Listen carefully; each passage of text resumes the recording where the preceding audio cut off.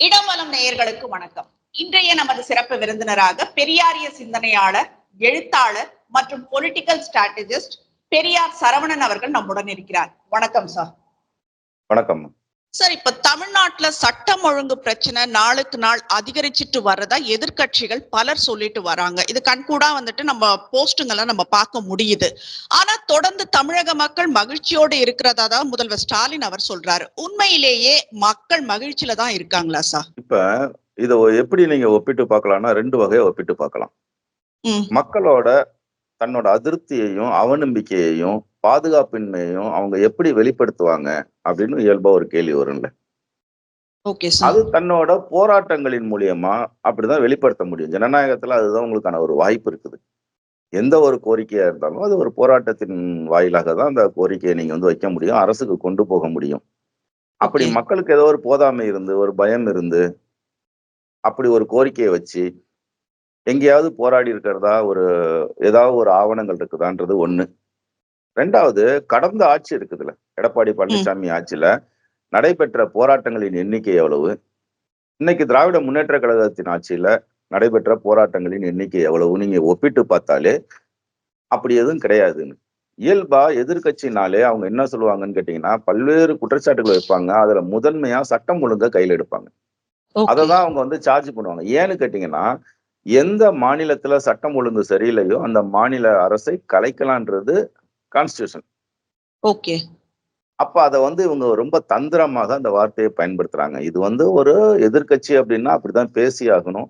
அதுக்காக சட்டம் ஒழுங்கு சரியில்லை அப்படின்ற ஒரு இடத்துக்குலாம் நம்ம போக வேண்டியதில்லை. அது ரொம்ப மிகைப்படுத்தப்பட்ட ஒரு கூற்று.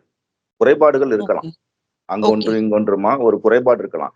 இப்ப அது ரொம்ப எளிமையா இதை நீங்க பார்க்கணும் அப்படின்னா, மருத்துவமனையில ஒரு டாக்டர் கத்தியால குத்திட்டாரு. உடனே சட்டம் ஒழுங்கு சரியில்லைன்னு நீங்க சொல்லுவீங்களா? அல்லது அந்த குற்றவாளியோட மன உளைச்சலை அவர் வெளிப்படுத்தினார், தன் தாய்க்கு நேர்ந்த அவலத்தை பேசுவதற்கு வேற மொழி இல்லை அவருக்கு, அதனால அந்த மொழியில அவர் பேசினார்னு எடுத்துப்பீங்களா? இதுக்கும் சட்டம் ஒழுங்குக்கும் என்ன தொடர்பு இருக்குது? அதனால இதெல்லாம் ஒரு மிகைப்படுத்தப்பட்ட கூற்று அப்படின்னு தான் நான் பாக்குறேன். Okay sir. பட் ஆனா தொடர்ந்து பாஜக ஆதரவு நிலைப்பாட்டுல திமுக பயணிக்கிற மாதிரி தான் ஒரு தோற்றம் நிலவி வருவதா அதிமுக போன்ற கட்சிகள் குற்றம் சுமத்திட்டு வராங்க. இப்ப மறைந்த முன்னாள் முதல்வர் கருணாநிதி அவர்களுடைய நினைவு நாணயம் வெளியிட்ட விழாவுக்கு கூட இது பழைய ஸ்டோரியா இருந்தாலும் பேச வேண்டிய நிர்பந்தத்துல இருக்கும். அந்த கூட்டணி கட்சி தலைவரான ராகுல் காந்தியை கூட அழைச்சு வராம ராஜ்நாத் சிங் அவர்களை அழைச்சு வந்தாங்க. அது ஒன்றிய அரசின் நிகழ்வுன்னு திமுக சொன்னாங்க. ஆனா அது மாநில அரசு நிகழ்வுன்னு ஒன்றிய அரசு தரப்புல இருந்து அறிக்கை வந்ததும் என்ன பண்ணாங்க, இரு அரசுகளும் இணைந்து நடத்திய நிகழ்வுன்னு முதல்வரே பேசினாரு. இப்ப பாஜக மீதான எதிர்ப்ப திமுக கைவிடுவதா தான் பார்க்க முடியுதுன்னு சொல்றாங்க. ஏன் இந்த திடீர் மாற்றம் நினைக்கிறீங்க சார்? இந்த நாணயம் வெளியிட்டு ஏறக்குறைய ஒரு 3 மாதத்துக்கு மேல ஆயிடுச்சு. நீங்க சொன்னது போலவே அது ஒரு பழைய செய்தி தான். அந்த 3 மாதத்துல இருந்து இன்னைய வரையிலும் தமிழக முதல்வர் ஸ்டாலின் அவர்களோட மத்திய அரசு தொடர்பான நிலைப்பாடு, அறிக்கைகள் எல்லாமே நீங்க பாத்தீங்கன்னா பட்டவர்த்தனமா தெரியும். அவங்களுக்கு மத்திய அரசை எதிர்ப்பதுதான் அரசியல். ஒரு மாநில கட்சியா இருக்கக்கூடிய திராவிட முன்னேற்ற கழகம் மத்திய அரசை, குறிப்பாக பிஜேபியை எதிர்க்கிறது தான் அரசியல். அவங்களுக்கு அதை கைவிட்டுட்டாங்க அப்படின்னு கேட்டீங்கன்னா அவங்களுக்கான ஒரு அரசியல் கிடையாது. நல்ல ஒரு நுட்பமா நீங்க புரிஞ்சுக்க வேண்டிய ஒரு இடம் இது. ஒரு ஆளுங்கட்சி திராவிட முன்னேற்ற கழக அரசு பிஜேபியையும் இந்துத்துவாவையும் மத்திய அரசையும் விமர்சிக்கல அப்படின்னா அவர்களுக்குன்னு ஒரு அரசியலே கிடையாது. இப்ப அதிமுக திமுக விமர்சிக்காம, இல்ல விஜய் திமுக விமர்சிக்காம அவங்களுக்கு எல்லாம் ஏது அரசியல்? வேற எதை முன் வச்சு அவங்க வருவாங்க? அதே போலதான் திமுகவுக்கு மத்திய அரசை எதிர்ப்பதுதான் அரசியல். அப்ப 2 பேருமே கூட்டா இருக்கிறாங்க அப்படின்றத ஒரு குழந்தைத்தனமான ஒரு வாதம் அது. அது கடுமையான விமர்சனங்கள் எல்லாம் முதல்வர் அது மேல வச்சிருக்கிறாரு. இன்னொரு விஷயம் இதை நீங்க இன்னும் கூட இதா பார்க்கலாம். நாணயம் வெளியிடுவதற்கான அதிகாரம் மாநில அரசுகளிடம் வழங்கப்படுவதில்லை. வெளியுறவுத்துறை, இராணுவம், ரூபாய் நோட்டு அச்சடிப்பது இதெல்லாம் மத்திய அரசோட டிபார்ட்மெண்ட். மாநில அரசும் மத்திய அரசும் சேர்ந்துலாம் ரூபாய் நோட்டு அச்சடிக்க முடியாது. அதனால அந்த காயின் வெளியிட்டது மத்திய அரசோட அஜெண்டா. மத்திய அரசுக்கு ஏதாவது உள்நோக்கம் இருக்கலாம், மாநில அரசை தாஜா செய்து கொள்வது. என்ன காரணம்னா தொடர்ந்து இந்தியாவிலேயே பல்வேறு மாநிலங்களை விட தமிழகம் எல்லா விஷயத்திலயும் ஒரு சேலஞ்சிங்கா இருக்குது அவங்களுக்கு. அதனால மத்திய அரசுக்கு தான் மாநில அரசை வந்து ஒரு ஒரு தோழமை பாராட்ட வேண்டிய, தாஜா பண்ண வேண்டிய தேவை இருக்குது ஒழிய, இந்த மாநில அரசுக்கு அதுக்கான தேவை இல்லை. ஏன்னா அந்த அளவுக்கு அது ஒரு பலமான கட்சியாகவும் தமிழ்நாட்டுல இல்ல. அதனால இது வந்து ஒரு பொருத்தமற்ற வாதம். இது அரசியலுக்காக பேசப்படுவது. Okay sir. இப்ப நம்ம அடுத்தது விஜய் அவர்களின் கட்சியை பத்தி கொஞ்சம் பேசியே ஆகணும் சார். தமிழக வெற்றி கழக தலைவர் விஜய் அவர்கள் வந்துட்டு ஆட்சி அதிகாரத்துல பங்குன்னு சொல்லியிருக்காரு. இப்போ விசிக 1996 அந்த 6 முதல்ல வந்துட்டு வைக்கும் ஒரு கோரிக்கையே அதுதான். கூட்டணி மாற வேண்டும் அப்படிங்கிற விருப்பம் விசிக தலைவர் திருமாவளவன் அவர்கள் கிட்ட இருப்பதாகவும், அதனாலதான் கட்சியின் துணை பொதுச் செயலாளர் ஆதவ் அர்ஜுனாவை வச்சு திமுகவை எதிராக பேச வைப்பதாகவும் சொல்லப்பட்டுச்சு. ஆனா கூட்டணி மாற்றத்துல 2ஆம் கட்ட தலைவர்களுக்கெல்லாம் விருப்பம் இல்லைன்னு சொல்லப்படுது. அதனால மீண்டும் திமுகவோடவே பயணிக்கும் நிலை அவருக்கு இருப்பத நிறைய இடத்துல சொல்லியிருக்காரு, பார்க்க முடியுது. ஆட்சி அதிகாரத்துல பங்குன்னு தங்களோட கொள்கைகளின் முழக்கத்தை விசிக கைவிடுதா, இல்ல உங்களுடைய பார்வை என்னவா இருக்கு சார்? அதாவது அவங்க வந்து என்ன பண்றாங்கன்னு கேட்டீங்கன்னா, கட்சி தொடங்குற காலகட்டத்துல இருந்து அவங்க அரசியல் கட்சியாக முகிழ்ந்து வராங்க பாத்தீங்கன்னா, ஒரு இயக்கத்துல இருந்து அரசியல் கட்சியா அடுத்த கட்டமா அவங்க பரிணமிக்கிறாங்க. விடுதலை சிறுத்தைகள் கட்சி அப்படின்ற ஒரு கட்சியாக அவர்கள் வந்து பரிணமிக்கிறாங்க. அப்பையில இருந்து ஒரு கோரிக்கை வைக்கிறாங்க. என்ன காரணம், என்ன கோரிக்கை அப்படின்னு கேட்டீங்கன்னா, தாழ்த்தப்பட்ட மக்களுக்கு, ஒடுக்கப்பட்ட மக்களுக்கும் அதிகாரத்தில் பங்கு வேண்டும். விடுதலை விடுதலை சிறுத்தைகளுக்கு அதிகாரத்தில் பங்கு வேண்டும் என்பது அல்ல. ஆரம்பத்துல தொடக்கத்துல வந்த கோரிக்கை அப்படியாகத்தான் அவங்க எந்திரிச்சாங்க. அது நல்ல ஒரு ரீச்சை கொடுத்துச்சு. அது கால ஓட்டத்துல அது இன்னைய காலகட்டத்துக்கு நகர்ந்து வந்துரும். என்னோட ஒரு தொடர்ந்து கடந்த ஒரு 3 மாதங்களாக என்னோட பேட்டிகளை தொடர்ந்து நீங்க கவனிச்சுக்கிட்டே வந்தீங்கன்னா ஒரு விஷயத்தை அழுத்தி அழுத்தி சொல்லுவேன். முதல்ல வந்து விசிக தலைவர் வந்து ஆதவ் அர்ஜுனா வந்து ஒரு ட்விட்டு போடுறாரு. என்ன ட்விட்னா, பழைய ஒரு வீடியோவை எடுத்து இது மாதிரி ஆட்சியில எங்களுக்கு பங்கு வேணும்ன்றாரு. அது தொடர்பா ஒரு விவாதத்தை திட்டமிட்டு அவங்க ஏற்படுத்துறாங்க. அந்த 3% இடஒதுக்கீடு அப்படின்ற ஒரு சர்ச்சைக்குள்ள இவங்க போறாங்க. இன்னும் சொல்ல போனா திருமாவளவன் ஒப்புதலோட தான் கலைஞர் வந்து அந்த சட்டத்தை 3% இடஒதுக்கீடு உள்ஒதுக்கீடே கொண்டு வராரு. அதுக்கு பிறகு பல்வேறு பிரச்சனைகள்ல வந்து அது கோர்ட்டுக்கு போகுது. கோர்ட்டு டிஸ்பியூட் ஆகி அதுல இருந்து தீர்ப்பும் வருது. மாநில அரசுகளுக்கு அதிகாரம் இருக்குது அப்படின்றாரு. அப்ப திருமாவளவன் ஒரு செய்தியை சொல்றாரு. அதிர்ச்சிகரமான ஒரு செய்தியா இருக்குது. அது என்ன அதிர்ச்சிகரமான செய்தி அப்படின்னு கேட்டீங்கன்னா, இந்த இடஒதுக்கீடை நாங்க எதிர்க்கல. ஆனா அதை மாநில அரசு கொண்டு வரக்கூடாது. மத்திய அரசு தான் நிலையானது. மத்திய அரசு மூலியமா தான் இந்த இடஒதுக்கீடு வரணும் அப்படின்றாரு. ஆனா நீதிமன்ற தீர்ப்பு என்னன்னு கேட்டீங்கன்னா, உள்ஒதுக்கீடு கொடுப்பதற்காக அதிகாரம் மாநில அரசுக்கு இருக்குன்னு அது சொல்லுது.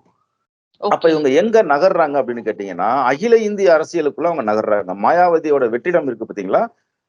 இதன் மூலயமா அவங்க என்ன பண்றாங்க, அகில இந்திய தலைவராக திருமாவளவன் ஒரு தாழ்த்தப்பட்டவர்களுக்கான அகில இந்திய தலைவராக அவரை வந்து அடுத்த கட்டத்துக்கு நகர்த்துறது ஒரு வேலை நடக்குது. அப்ப அவங்க அந்த அந்த சூடு குறையும் போது அடுத்த ஒரு ஹைப் வேணும் தெரியுங்களா? அப்ப வந்து என்ன பண்றாங்கன்னு கேட்டீங்கன்னா, ஆதவ் அர்ஜுனா ஒரு பழைய ஒரு வீடியோவை எடுத்து போட்டு ஆட்சியில் விடுதலை சிறுத்தைகளுக்கு பங்கு வேணும் அப்படின்ற ஒரு கோரிக்கையை வச்சு அது பல்வேறு சர்ச்சைகள் திமுகக்குள்ளேயே அது ஒரு சலசலப்பை ஏற்படுத்துச்சு. நீங்க சொன்ன மாதிரி 2ஆம் கட்ட தலைவர்கள் கூட அதை வந்து ரசிக்கல அப்படின்லாம் நீங்க குறிப்பிட்டதெல்லாம் நடந்த சம்பவங்கள் வந்து அதுலதான் அது நடந்துச்சு. அப்ப அதன் மூலியமா அவங்க என்ன சொல்றாங்கன்னு சொல்லும்போது, நான் கடந்த 3-4 மாதமாக என்னோட பேட்டியை நீங்க தொடர்ந்து பார்த்துட்டு வந்தீங்கன்னா தெரியும். அது திமுகவுக்கு கொடுத்த எச்சரிக்கை அல்ல. திமுகவை அவர் விடுதலை சிறுத்தைகள் அச்சுறுத்தவில்லை. தெளிவா சொல்லியிருப்பேன். அது திமுக வச்ச ஆட்சியில் பங்கு என்பது திமுக வச்ச கோரிக்கை அல்ல. அது விஜய்க்கு சொல்லக்கூடிய செய்தி, விஜய்க்கு கொடுக்கக்கூடிய ஒரு சமிஞை அப்படின்னு நான் தொடர்ந்து அதை பத்தி பேசிட்டு வரேன். அதுக்கப்புறம் தான் எல்லா மீடியா பர்சனும் அது தொடர்பா பேச ஆரம்பிச்சாங்க. அது பெரிய அளவுல விவாதத்துக்கு வந்துச்சு. அதே நான் என்ன சொன்னேனோ அதே தான் விஜய் மாநாட்டு கொள்கை திருவிழா மாநாட்டிலையும் விஜய் அதை தான் அறிவிக்கிறாரு. ஆட்சியில் நாங்கள் பங்கு தருகிறோம்ன்றாரு. அப்ப இன்னும் இந்த அரசியல் களம் இன்னும் சூடு பிடிச்சிருச்சு. அப்ப அவர் என்ன சொல்றாருன்னா, வருவதற்கு நாங்க சமமாக அதிகாரத்தை பங்கிட்டு தருகிறோம் அப்படின்னு ஒரு கோரிக்கையை அவங்க வைக்கிறாங்க. அப்ப இவர் ஒரு சமிகையை அனுப்பவும், அதுக்கு அவர் ஒரு மறைமுகமா ஒரு பதில சொல்லவும், அதற்கப்புறம் இதை சமாளிப்பதற்கு திருமாவளவன் வந்து இல்ல இதை வந்து அவங்க நேரடியா இதை சொல்லியிருக்க கூடாது, வெளிப்படையா சொல்லியிருக்க கூடாது. இதெல்லாம் வந்து திருமாவளவனோட அறிக்கையில வந்து தடுமாற்றங்கள். அது பல்வேறு விவாதத்தையும் விமர்சனத்தையும் இத்தனை ஆண்டுகள் திருமாவளவனுக்கு மீது கட்டப்பட்ட பிம்பங்கள் உடையும் போது என்ன பண்ணிட்டாரு, இல்ல இல்ல நாங்க அப்படிலாம் போற மாதிரி இல்ல அப்படின்னு ஒரு ஸ்ட்ராங்கான ஒரு பவுண்டேஷனுக்குள்ள அவர் வந்துட்டாரு. இதுதான் அதுல நடந்ததே ஒழிய, இன்னும் தேர்தலுக்கு 1.5 வருஷம் இருக்குது. இன்னும் 1.5 வருஷத்துக்கு முன்னாடி யார் எந்த பக்கம் அலைன்மெண்ட் மாறும் அப்படின்றது இப்ப கணிக்க முடியாது. ஆனால் திருமாவளவன் அந்த செய்தியை சொன்னதும், அதுக்கு விஜய் ரிப்ளை பண்ணதும் சரியா நான் சொன்னது போலவே அது நடைபெற்றது. ஓகே, கோயின்சைட் மாதிரி ஆயிடுச்சு. அது மாதிரி ஆச்சு. ஆனா அது உண்மையா நடந்ததுதான். Okay okay sir. இப்போ சமீபத்துல வந்துட்டு ஒரு நாளேட்ல அதிமுகவுடன் தமிழக வெற்றி கழகம் கூட்டணின்னும் 80 தொகுதிகள்ல அவங்க போட்டியிட இருப்பதாகவும் சொல்லப்பட்டுச்சு. ஆனா அப்படி எதுவுமே இல்லைன்னு இன்னைக்கு அக்கட்சியின் பொதுச் செயலாளர் ஆனந்த் அவர்கள் சொல்லியிருக்காரு. இப்ப தனித்து அவங்க களம் காண்பது திமுக எதிர்ப்பு வாக்குகளை பிளவுபடுத்தி அது மேலும் திமுகக்கு தானே சார் உதவ போகுது. ஏன்னா இதே மாதிரி 2009 தான் விஜயகாந்த் அவர்களும் இதை பண்ணினாரு, எதிர்ப்பு காட்டினாரு. அதன் பிறகு 2011 அவர் கூட்டணிக்குள்ள கொண்டு வரப்பட்டாரு. தனித்து களம் காண்பது ஏன் விஜய்க்கு அவ்வளவு ரிஸ்க் எடுக்கணும் அப்படின்றதுதான் ஒரு கேள்வி சார். முதல்ல ஒரு விஷயம் புரிஞ்சுங்க, தமிழ்நாட்டோட அரசியலே என்னன்னு கேட்டீங்கன்னா திமுக எதிர்ப்பு, திமுக ஆதரவு தான். ஒண்ணு ஆதரிச்சு கட்சி நடத்துவாங்க, இல்ல எதிர்த்து கட்சி நடத்துவாங்க. இதுதான் தமிழ்நாடு அரசியல்.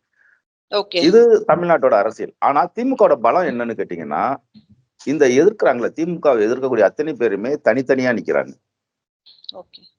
இத இன்னும் கொஞ்சம் நுட்பமா இந்த செய்தியை பாருங்க. திராவிட இயக்கங்களோட ஓட்டு வங்கின்னு ஒண்ணு இருக்குது. திராவிட இயக்கங்கள் அது எவ்வளவு இருந்துச்சு அப்படின்னு கேட்டீங்கன்னா 85% இருக்கும். வெறும் திராவிடத்துக்கான ஓட்டு வங்கி மட்டுமே. அது அதிமுகவா இருக்கும் இல்ல திமுகவா இருக்கும். மீதி எதுவா இருந்தாலும் இந்த 85% 2 பேர் தான் ஷேர் பண்ணிப்பாங்க. மீதி இருக்கக்கூடிய 15% தான் புதிய தமிழகம், கிருஷ்ணசாமி, நாம் தமிழர், பாஜக இதெல்லாம் இந்த 15% தான் ஷேர் பண்ணிப்பாங்க. இந்த சண்டையே இந்த 15க்குள்ளதான் நடக்க முடியும். இந்த 85ன்றது காங்கிரீட்டான ஓட்டு வங்கி. அது திமுக இருக்கும் இல்ல அதிமுகவா இருக்கும். ரெண்டும் மாறி மாறி இது இருக்கும். இப்ப 2024 நிலைமை என்னன்னு கேட்டீங்கன்னா 27.2. அதிமுகவோட ஓட்டு என்னன்னு கேட்டீங்கன்னா வெறும் 21.5. ரெண்டுமே சேர்த்தீங்கன்னா எவ்வளவு இருக்குது அப்படின்னு பாத்தீங்கன்னா 48ல இருந்து 49%. அதிமுகவுக்கும் 85 எங்க இருந்துச்சு, இன்னைக்கு எங்க நிக்குது அப்படின்னு கேட்டீங்கன்னா ஒரு 48 இல்ல அதிகபட்சம் போனாலும் ஒரு 50% நிக்குது. அப்ப 50% வாக்குகளை தான் திமுகவும் அதிமுகவும் ஷேர் பண்ணிக்குது. 50% வாக்குகள் வெளியில போயிடுச்சு. இந்த திமுகவுக்கு அதிமுகவுக்கு வெளியில போயிடுச்சு. அது என்னவா போயிடுதுன்னா திராவிடத்துக்கு மேல அதிருப்தி, திராவிட எதிர்ப்பாளர்கள், அதுல இருந்து திராவிடத்தை ஏற்றுக்கொண்டாலும் இவர்கள் 2 பேர் மேல இருக்கக்கூடிய நம்பகத்தன்மை. இதனாலலாம் 50% இவங்க என்ன பண்ணிடுறாங்க, இவங்க லாஸ் பண்ணிடுறாங்க. திமுகவும் லாஸ் பண்ணிடுது, அதிமுகவும் லாஸ் பண்ணிடுது. அப்ப அந்த இடத்தை தான் இப்ப எல்லாருமே டார்கெட் பண்றாங்க. விஜய் டார்கெட் பண்றாரு. அப்ப அவரோட இன்னைக்கு நிலைமை என்னன்னு கேட்டீங்கன்னா ஒரு எப்படி வச்சாலும் ஒரு 15% ஓட்டுகள் சாலிடா விஜய்க்கு போயிடும். 15% சாலிடா விஜய்க்கு போயிடும். இப்ப நான் முதல்ல சொன்ன மாதிரி திமுகவோட பலம் எங்க இருக்குது, அந்த பலம் என்னன்னு கேட்டீங்கன்னா திமுகவோட எதிர்க்கக்கூடியவர்கள்லாம் பிரிஞ்சு நிக்கிறது தான். இவங்க இணைஞ்சிட்டாங்க அப்படின்னு கேட்டீங்கன்னா திமுக அடுத்த 10 ஆண்டுகளுக்கு தலை தூக்க முடியாது. கடந்த தேர்தல் 2021 சட்டசபை தேர்தல் நீங்க கணக்கு எடுத்து பாத்தீங்கன்னா கூட திமுகவுக்கும் அதிமுகவுக்கும் ஓட்டு வித்தியாசமே வெறும் 3 விழுக்காடு தான். அந்த ஓட்டை கூட யாரு பிரிச்சதுன்னா நாம் தமிழர் தான் பிரிச்சது. திமுகவோட எதிர்ப்பு ஓட்டு அதிமுகவுக்கு போயிருக்கணும். அதிமுகவுக்கு போயிருந்தா அதிமுக ஜெயிச்சிருக்கணும். ஆனா நாம் தமிழர் குறுக்க நின்று அந்த ஓட்டை பிரிச்சு எடுத்ததன் மூலியமா என்ன ஆயிடுச்சுன்னா திமுக வெற்றி பெறுவதற்கு நாம் தமிழர் முதன்மையான காரணமா அமைஞ்சது. நாம் தமிழர்னு ஒரு கட்சி அந்த இடத்துல இல்ல அப்படின்னா அதிமுக இன்னைக்கு ஆட்சியில இருந்திருக்கும். அப்ப நாம் தமிழர் தான் அந்த வேலையை பண்ணுச்சு. இப்ப அதிமுகவுக்கு என்ன தேவைன்னா ஒரு கூட்டணி வேணும். ஒரு 3-5% ஓட்டுக்களை பேலன்ஸ் பண்றதுக்கான ஒரு கூட்டணி வேணும். இன்னைக்கு அங்க கூட்டணி இல்ல. இந்த சைடு விஜய் எடுத்துக்கங்க.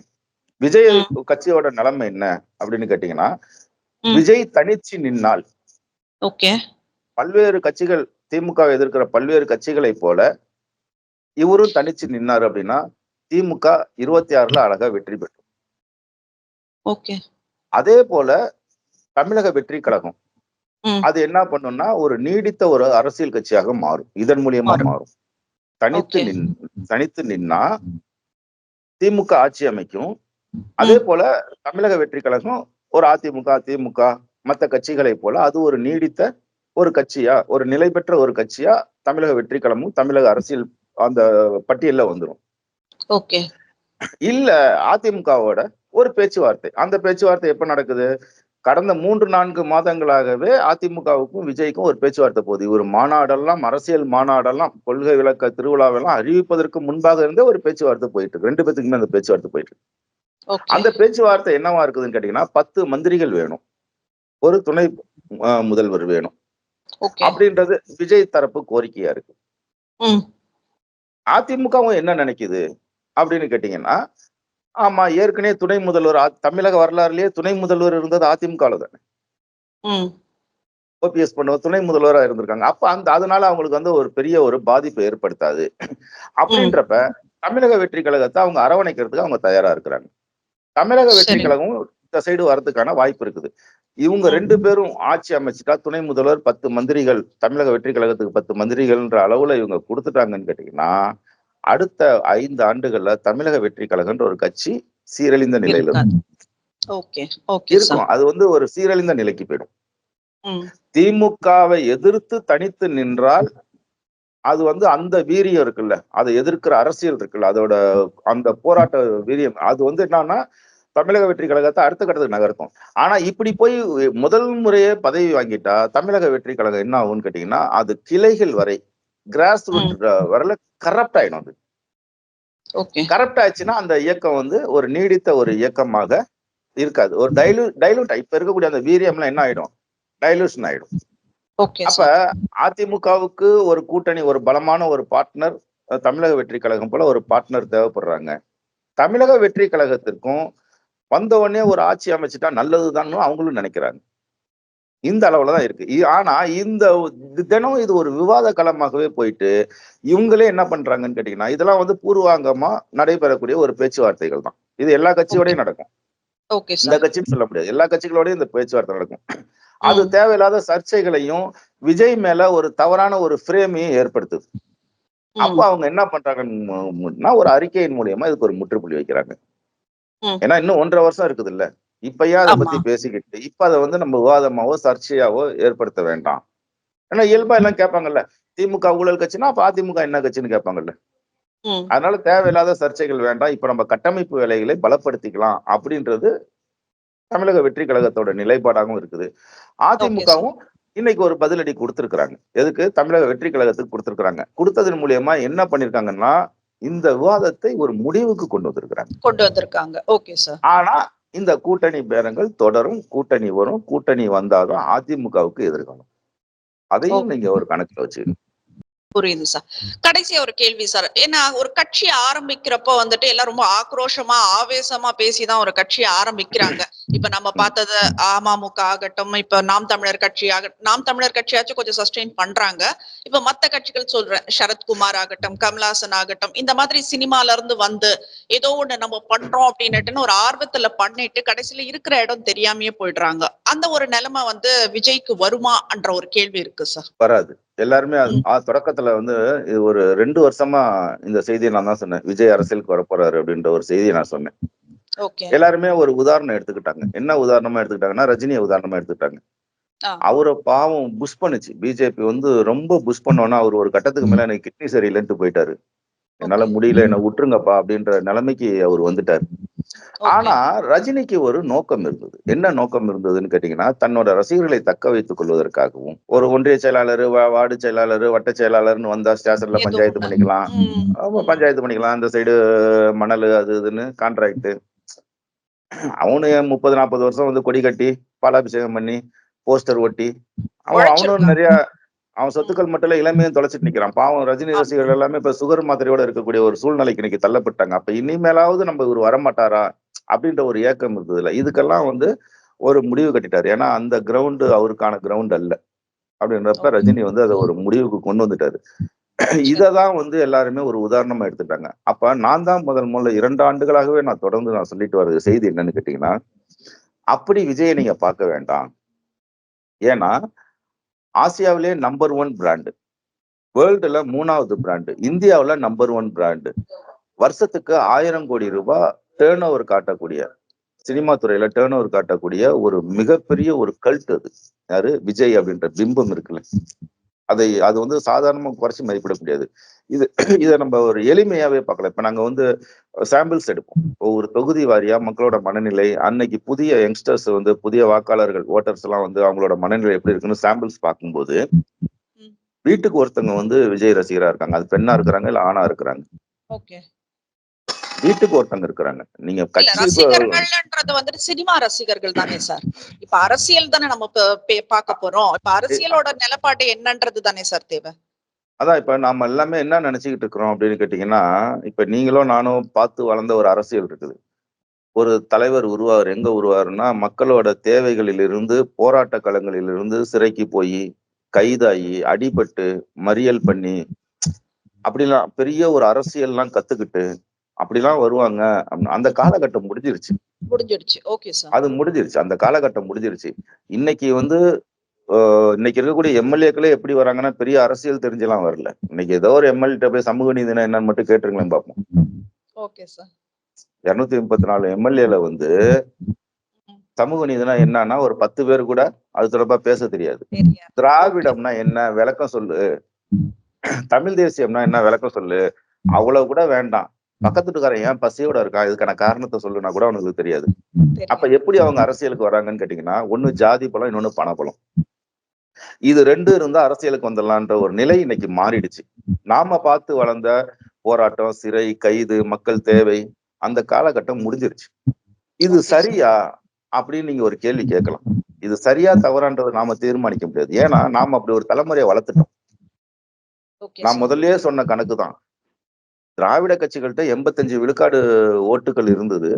இன்னைக்கு வந்து 50% திராவிட கட்சிகளுக்கு வெளியில இருக்குதுன்னா, வேற யாரும் இந்த வேக்காம உருவாக்குனாங்களா? அரசியலற்ற ஒரு சமூகத்தை நம்ம உருவாக்குறோமா இல்லையா? இப்ப திமுகவே என்ன நினைக்குது? காலை உணவு போட்டுட்டா, மகளிருக்கு இலவசமா பேருந்து கொடுத்துட்டா, மாணவர்களுக்கு 1000 ரூபாய் கொடுத்துட்டா, பெண்களுக்கு 1000 ரூபாய் கொடுத்துட்டா ஓட்டு போட்டுருவாங்கன்னு ஒரு தப்பான ஒரு கணக்கு போட்டுக்கிட்டு இருக்குது. திமுகவே போட்டுக்கிட்டு இருக்கு. ஆனா அதெல்லாம் நலத்திட்டங்கள். மக்களை சீரழிச்சிட்டீங்க.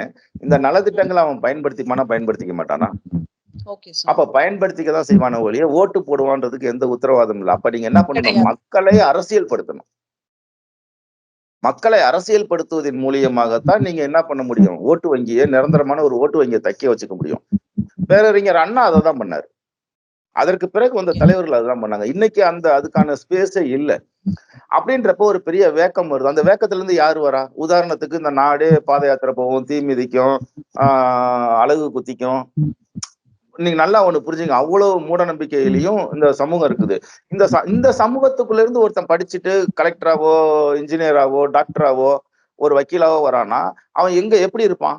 இந்த சமூகத்தை தானே அவன் பிரதிபலிப்பான். இவனும் அதே மூட நம்பிக்கையோட அறிவியல் மனப்பான்மையிட்டு தானே அவனும் இருப்பான். நீங்க நல்லா ஒண்ணு நீங்க அப்ப எந்த சமூகத்துல உருவாகிறான்? ஒரு வேக்கமான, ஒரு சீரழிந்து போன சமூகத்துல இருந்து உருவாகக்கூடிய என்னவா இருப்பாங்க? அப்ப அது மாதிரி ஒரு வேக்கம் இருக்கக்கூடிய அப்படி ஒரு சமூகத்துல இருந்து விஜயை எதிர்பார்க்காம வேற யாரு? சேகோ ரேவையா நீங்க எதிர்பார்ப்பீங்க? அதனால அதெல்லாம் பழைய அரசியல். கைதாகணும், சிறைக்கு போகணும், போராடணும், மக்கள் தேவைகள் இருந்து ஒரு தலைமை உருவாகணுன்றதெல்லாம் அது ஓல்டு ஃபேஷன், அது அவுட் ஆஃப் ஃபேஷன். அது இன்னைக்கு ஒரு அன்னைக்கு எல்லாம் இருக்கக்கூடியவங்க எல்லாம் பெரிய ஒரு ஸ்ட்ராட்டஜிஸ்ட் இருப்பாங்க. யாரு? தலைவர்களே இருப்பாங்க. இன்னைக்கு ஒரு வார்டு கவுன்சிலர் கூட ஒரு பொலிட்டிக்கல் ஏஜென்சி இல்லாம ஒரு வார்டு கவுன்சிலரே இன்னைக்கு ஜெயிக்க முடியாது. அப்ப இன்னைக்கு அரசியலோட தன்மைகள் ஒட்டுமொத்தமா மாறினதுக்கு அப்புறம் நீங்க யார நீங்க குறை சொல்லுவீங்க? அப்ப விஜயோட வருகைன்றது நியாயம்தான். காற்று வெற்றிடத்தை நிரப்பும். அது ஒரு சயின்ஸ்.